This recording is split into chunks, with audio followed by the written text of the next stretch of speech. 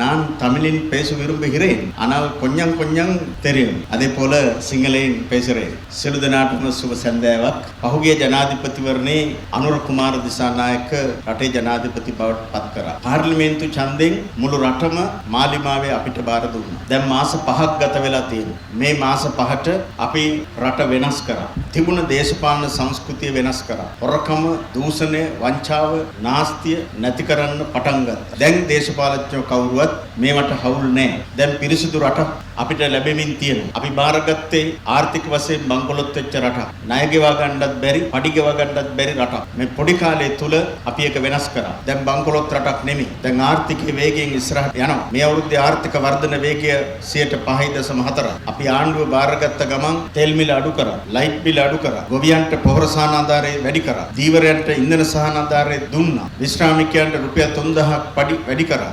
ආබාධිතයිගේ දීමනාව වැඩි කරා, වැඩිහිටි දීමනාව වැඩි කරා, වකුගඩු රෝගීන්ට දීමනාව වැඩි කරා, අස්වැසුම දීමනාව වැඩි කරා, රුපියල් 8500, රුපියල් 10000 කරා, රුපියල් 15000, රුපියල් 17000 කරා, අස්වැසුම දෙන කාලය දික් කරා, අස්වැසුම නොලැබිච්ච අයට අලුතෙන් දෙන්නත් අපි පටන් ගත්තා. පහුගිය අයවැයෙන් සියලුම රජ සේවකයන්ගේ පඩි වැඩි කරා, පුද්ගලිකාංශයගේ පඩි වැඩි කරා, වතුකම් කරුවන්ගේ පඩියත් වැඩි කරා, පාසල් දරුවන්ට රුපියල් 6000ක් පොත්පත් ගන්න දීමනාවක් දුන්නා, උපත්ම පාසල් දරුවන්ට සපත්තු ජෝඩුවකුත් තරන් දුන්නා. ඒ වගේ සහන ගොඩක් අපිට දෙන්න පුළුවන් වුණා. ඒවා කරන්න පුළුවන් උනේ නාස්තියයි දූෂණයයි නැති කරපු නිසා. වංචාව දූෂණය නැති වුණාම අලුතෙන් ව්‍යාපාර පටන් ගන්න විශ්වාසය හැදෙනවා. දැන් විදේශීය ආයෝජක එන්න පටන් අරන් තියෙනවා. ඔයාලගේ ඥාති කැනඩාවේ, එංගලන්තේ විවිධ රටවල ඉන්න අය දැන් සල්ලි අරගෙන බිස්නස් පටන් ගන්න ආරම්භ කරමින් තියෙනවා. ආපහු රට දාලා යන්න ඕනේ නැහැ. දැන් රටට එන්න හිතන වෙලාව.